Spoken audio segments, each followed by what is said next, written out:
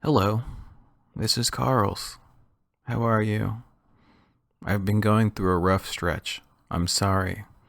Please be there for me. Please pray for me. I want to spend some time getting to know you.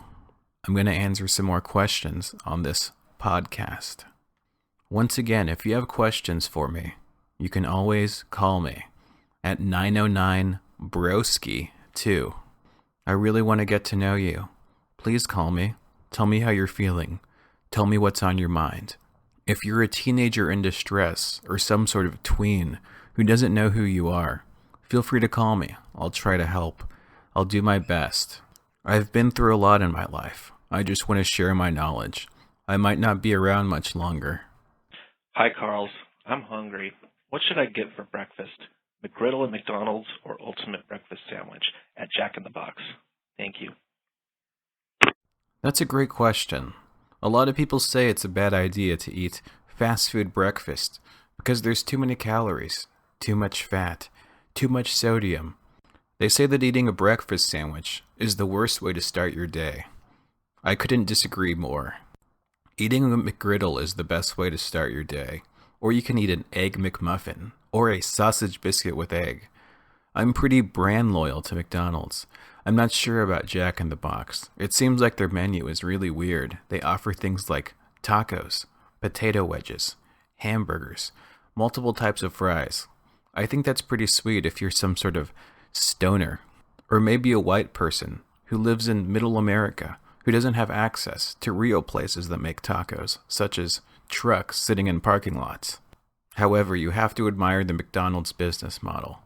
The fact that they only serve breakfast between 4 a.m. to 10:30 a.m. makes the opportunity to have breakfast even more special.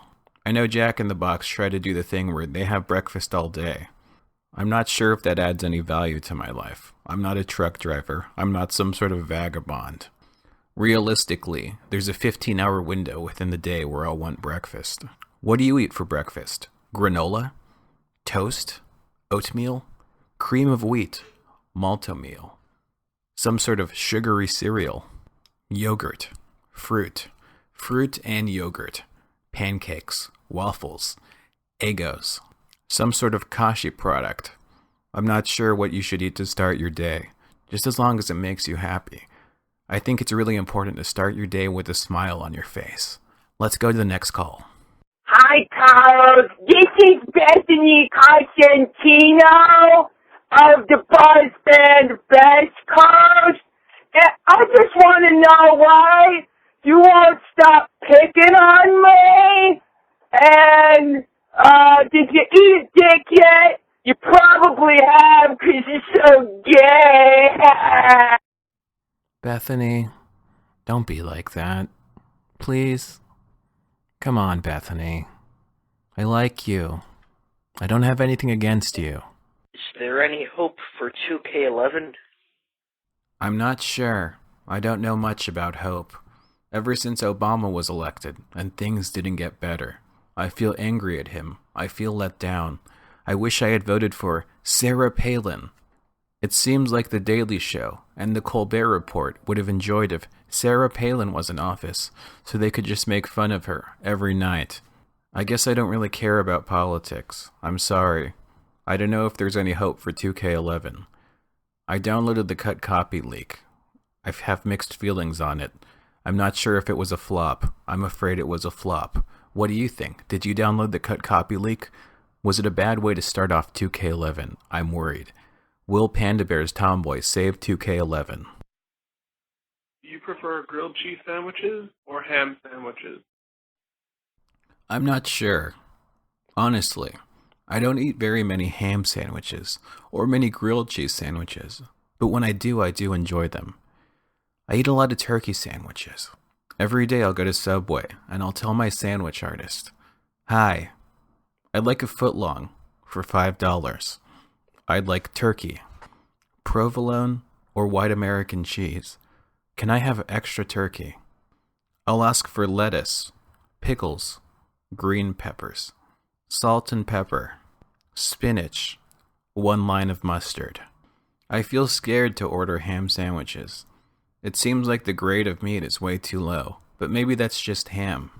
From what I understand, it's pretty alt to eat a grilled cheese and ham sandwich, or some sort of grilled cheese and bacon sandwich. Do you go to Jimmy John's? Do you go to Quiznos? Do you have a Witch in your area? Do you go to Schlotsky's? Funny name, serious sandwich. What's your favorite type of sandwich? Feel free to call me. Tell me which sandwich chain I should check out and what I should get on my sandwich. 909 Broski 2. Hi, Carls. Who's your favorite playwright? I honestly haven't seen that many plays. I remember back in high school, I think we had to read Billy Shakespeare, but I didn't really comprehend what was going on. For some reason, I feel like I only understand blogs. I only understand things when I'm reading them on the internet. I'm not even sure if I know how to read anymore. I guess I'd have to say the only plays I've watched are the independent movies, such as Garden State, The Royal Tannenbaums, Losing Myself in Translation, Juno, 16 and Pregnant. I'm not sure who wrote these plays. I'm not sure how they were filmed. I don't know that much about technology. But I'd say whoever wrote that hit play, Death of a Salesman, where Willy Loman kills himself at the end, that's probably my favorite play. Hi, Carlos. My friends and I, we were trying to start a buzz band, and we were so psyched to follow our passion for music and add to the indie scene. But we have a problem. We were trying to write songs, and we had writer's block, and I don't know what to write songs about. So I wanted to ask you, what is a relevant topic to write songs about? Is it relevant to write, meaningful songs? Or do people only want to hear about drugs and sex? Does a song even need to have lyrics to be relevant anymore? I'm lost and confused. Can you please help? Thank you. I wish I knew how to answer that question, because if I had the answer, I'd be a rich man. I'd become an official buzz band consultant, some sort of producer. I'd go into the studio and help every buzz band, tell them what they were supposed to write, tell them what would resonate with the modern youth. Songs didn't always need to have lyrics to be meaningful. Take, for instance, the hit band Sigur Ró, also known as Sigur Rós. They invented their own language. It's called Haplandic. No one knows what they're singing, but for some reason it's incredibly meaningful. People really buy into it. I'm not sure why. Maybe you should just make up your own language and sing in it. And then when people ask you, what are your songs about? You can either say that they have some sort of secret meaning that no one would understand, or you can say that they're about some sort of universal truth, something about humanity that everyone can relate to. It doesn't really matter. Don't worry about your writer's block. Some of my best friends are in buzz bands. Their names are Avitair, Noah Lennox, Deacon, and Geo. Whenever they have writer's block, they'll just go to Chili's, eat as much as they can, go to the restroom, listen to the sounds as the Chili's food leaves their bodies. These are the sounds that inspired some of the most relevant tunes of 2K9, the greatest indie music year in the history of mankind. Help me. I'm trapped in suburbia. How do I get out? If I had the answer to that question, I'd be a very, very rich man. I'd go into suburbia, and I'd help teenagers. I'd go into high schools. I'd put together action plans for how they could get out of suburbia, whether it was applying to a college in a relevant area or running away from home. I'd do my best to get every teenager and alt teen out of suburbia if they wanted out. Whether or not you escape from suburbia comes down to a few questions. Are you spoiled? Are you willing to get off your parents' teat? Are you willing to go after it and attempt to support yourself? Moving into a relevant area in the city is more than just a dream. It's a lifestyle. Honestly, your life is probably gonna suck. You're gonna work in some terrible coffee shop, bakery, doing some sort of unpaid internship at a PR firm. You're not going to get paid as much as you need to live in the city, but that's what's going to make it meaningful. Do you really want that lifestyle, or do you just want to get a job at Target in suburbia and live a comfortable life as you attend a pretty decent college in suburbia? It's up to you, but I need you to ask yourself, are you really willing to leave suburbia, the safety net, the comfort, the access to so many great franchise restaurants? It's up to you. Suburbia, love it or leave it. Hey, Carls. Hi, Carls. There's the alt bro and a mainstreamer here. Just a couple guys. We live in a single flat in the city of West Hollywood, California. We live near Fairfax, which makes us more relevant, though. Very buzzworthy area in Los Angeles. Just had a question about Tomboy. As you've probably heard, it's scheduled for release mid-April, and we wanted to hear your reaction, as well as all of your buzzworthy blog. Do they mean April 2K11 or April 2K14? You would think 2K11, but he may pull a 2K10 and go 2K14 on us. What if he releases it in 2K0? I wouldn't be surprised. But So, Carls, we need your insight. Obviously, Panda Bear is the topic of HRO daily. Please give us your insight. Thanks. Honestly, I trust Panda Bear just about as far as I can throw him. He let me down in 2K10. I got hurt. I was violated. It's like I was in some sort of abusive relationship. I feel scared. I don't want to trust him again. I don't want to trust anybody. I don't trust any buzz band in 2K11. Whatever they tell me goes in one ear and out the other. I'm incredibly pissed off, and this is all Noah's fault. He could have saved 2K10, but now I'm not even sure. I don't even know if he can save 2K11. I feel worried after the cut copy leak was a huge flop that maybe 2K11's going to be even worse than 2K10. This might be the greatest buzz drought in the history of the modern indie world. Thanks a lot, Panda Bear. You really let me down. You let the scene down. You let indie down. Shame on you. The only thing you can do to redeem yourself is to inspire the Animal Collective band to get a 10.1 on Pitchfork. Needless to say, hell might have to freeze over before that happens. Shame on you. Shame on Tomboy. I don't even want to hear it anymore. Please rename the album. Please name it Phoenix. Rising from the Ashes. Tomboy. It's just an idea. It's not real. It can't save the world. It can't save indie. It can't save 2K11. I'm sorry. I'm sorry. Panda Bear. I'm sorry. I can't do this anymore. I feel like Ronnie and Sammy on the hit show Jersey Shore. I want to get back with you so bad. I know we have a special connection. But at the same time, this isn't healthy. This isn't good for anyone. I'm sorry. Hey, Carl. I just got out of the shower and I didn't know where else to turn. So anyway, Facebook notified me my former best friend accepted my friend request after a year of not talking. Turns out she didn't, and Facebook was just running. We had stopped talking because she was talking shit about me not being able to hold a steady job, smoking dank all the time, hanging out with bums, and still living in my parents' basement. She joined the military after high school, and I've never been able to forgive her for becoming a terrorist and selling out to the killing machine that is driving the American empire closer to expiring the love of life, alt, non-alt, and organic alike. Is it okay for me to hate her for taking the wealth of the nation so she can get mad effed up with a bunch of Marine Negroes? Because I don't. Moreover, I got a letter in the mail today from the Cook County Circuit Court. I violated a court supervision order I got back in February of the lackluster year that was 2K10 for battery of 2 police officers, even though they were the ones trying to murk me, a la Oscar Grant.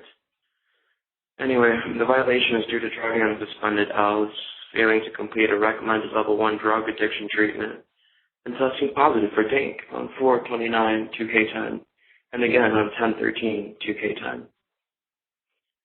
Finally, this hetero bro wants to kick it with me in a forwardly homoerotic kind of way. I've never been with a bro before, let alone a fucking hetero bro. Should I let him touch my peen and ride ultimate romance waves? I haven't been able to touch myself since I started a 4-hour-a-week job in a warehouse, like a true Altino. Anyways, help, Carls. Thanks for being there. Take care, bro. Listen, bro. Way too many questions in that phone call. I want to be here for you, but maybe you should have called me like 5 times and asked me 5 separate questions. I'm not even sure where to start. I'm not sure what you even said.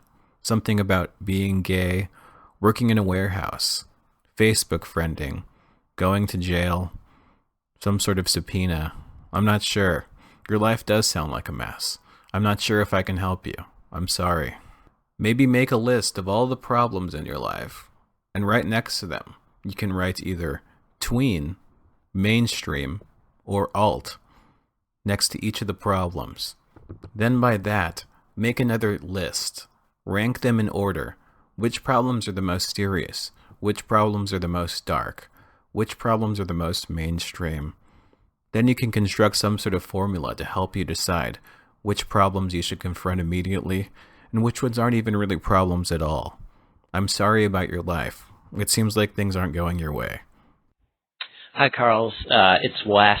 In last podcast, you mentioned that you needed to winterize your lawn. And as you said that, I looked out my apartment window into the courtyard. And, I mean, quite frankly, the lawn here does not look winterized at all. So my question is it my landlord's responsibility to winterize the lawn? You know, should I winterize the lawn?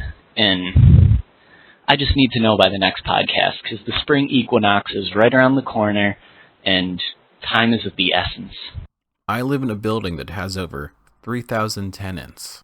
From what I understand, it's the landlord's responsibility to do whatever we tell him to do.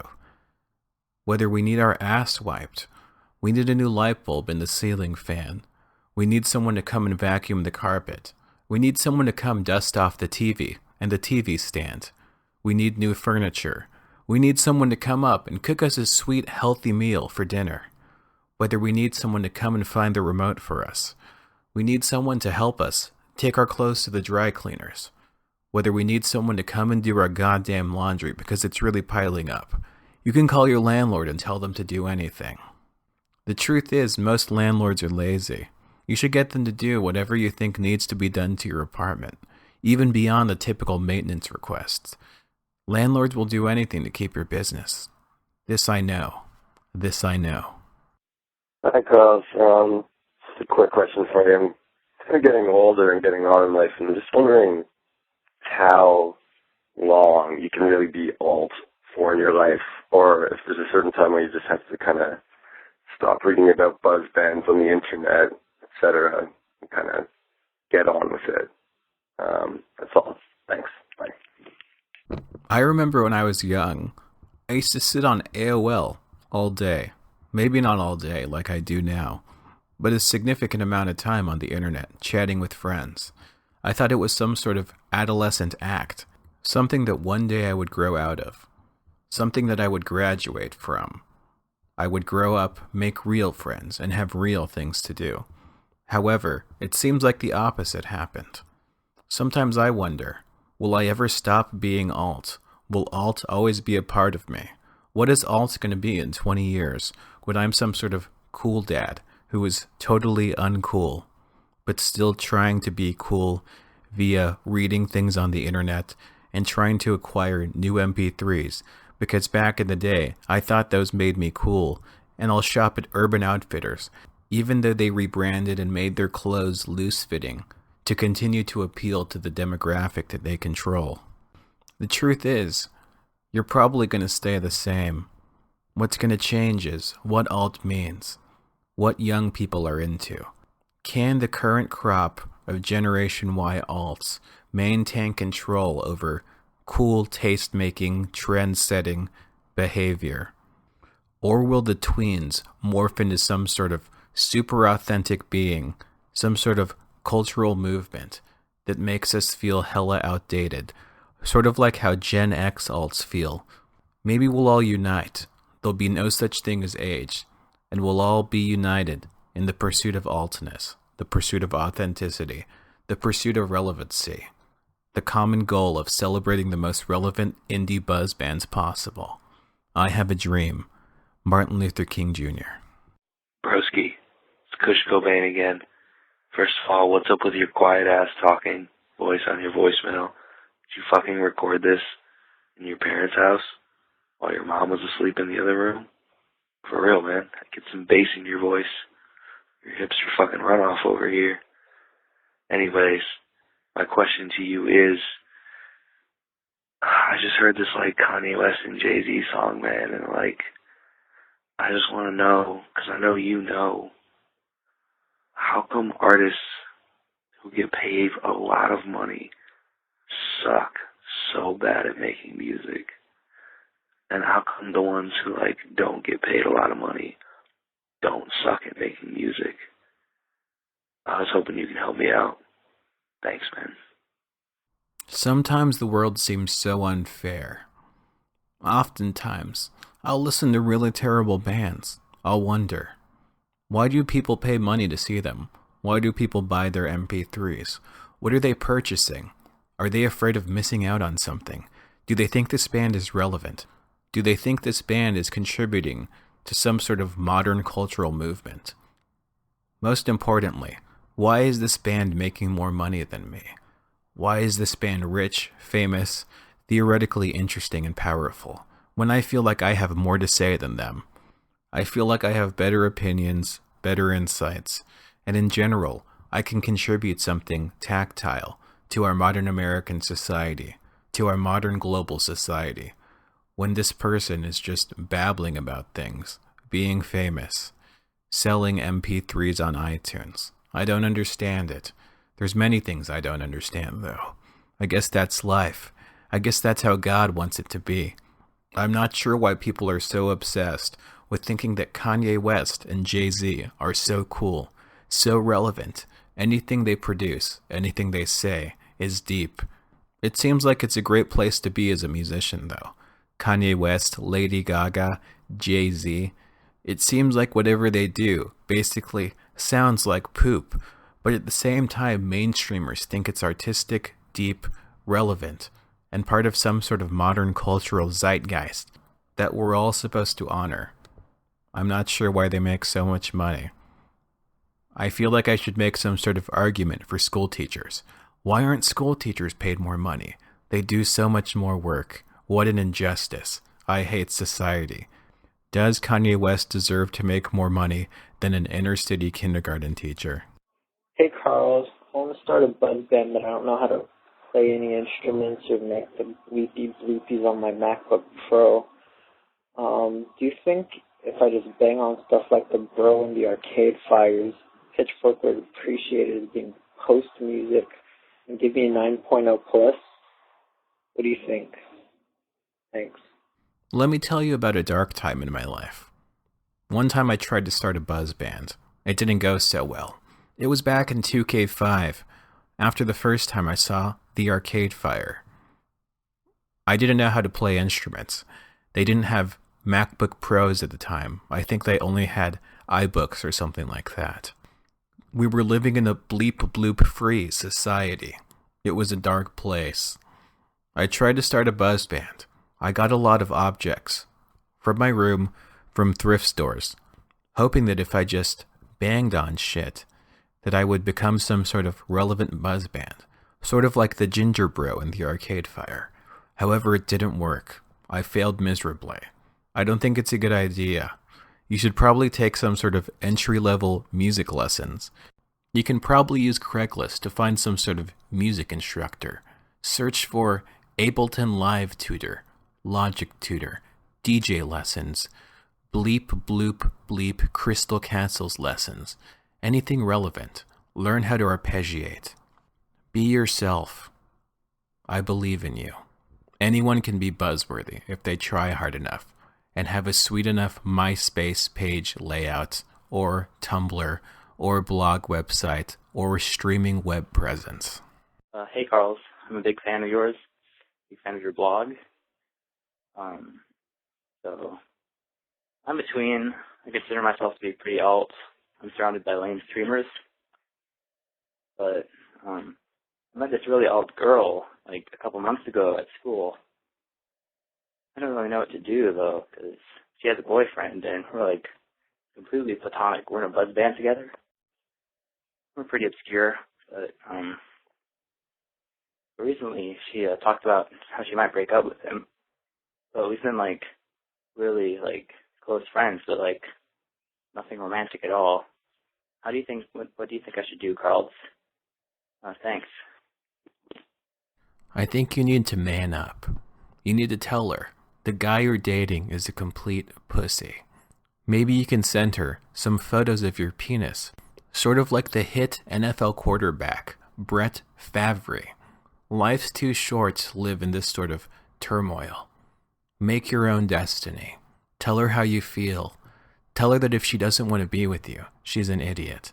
Tell her if she doesn't want to be with you, the buzz band is going to break up. Tell her if she doesn't want to be with you, your buzz band will never get above a 7.0 on Pitchfork. Man up. Tell her how you feel. Hey, Carlos, I just wanted to know if Regina will still be relevant in 2K11. I love you. I'm not sure who you're talking about. I hope you're talking about Regine Chisagni, the hit singer of the hit buzz band, The Arcade Fire. Is she relevant? Yes. Is she amazing? Yes. Is she beautiful on the inside and outside? Yes. Will she be more relevant than ever in 2K11? Yes. Will she wear sexy costumes on stage? Yes. Will she go solo? I hope so. Will being solo be good for her brand? Undoubtedly. Is Regina Spektor relevant? No. Is Regine Chisagni relevant? Yes. Is Win Butler the luckiest man alive? Maybe. Should Regine pull an AV tear and divorce Win Butler? Yes. Hey, Carlos. Can we expect to hear any awesomeness from Jesus the Indie Band in 2K11, or will it be bleak and not very alt at all? Thanks. What this caller is referring to is the status of Jesus Christ the Indie Band. The indie band featuring Carls and Tao Lin. Unfortunately, the sound project is shelved. Fortunately, Carls is working on the Hipster Runoff EP, which should be due in mid to late 2K11. Basically, I have to assess all of the other releases of the year and strategically create some sort of hit EP that resonates with the entire indie sphere.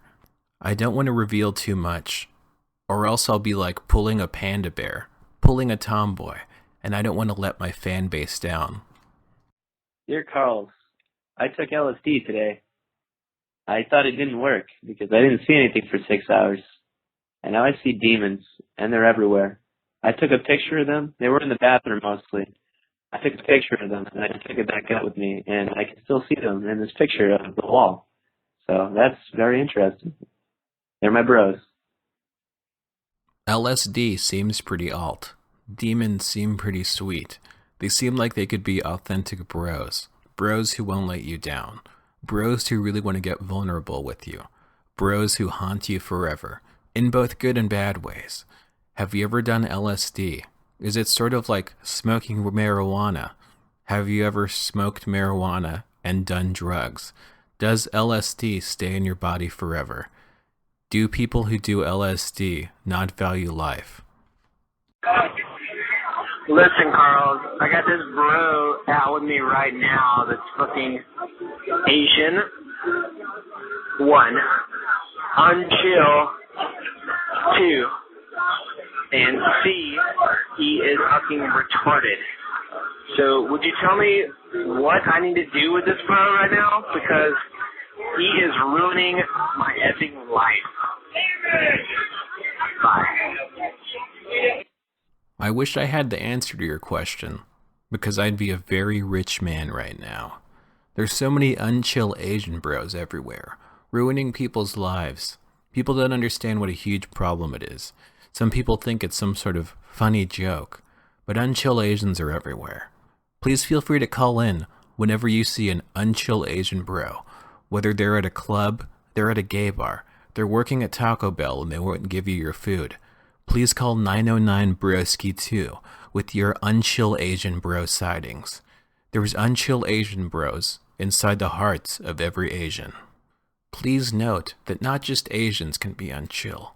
Unchillness is a trait across races. Please feel free to call in whenever you see an unchill human doing you wrong. 909-BROSKI-2. I'm about to wrap up this podcast. I'm sorry if I haven't gotten to your question yet. There's seriously over 100 to answer. I'm so overwhelmed. I'm so stressed. I'm so overwhelmed.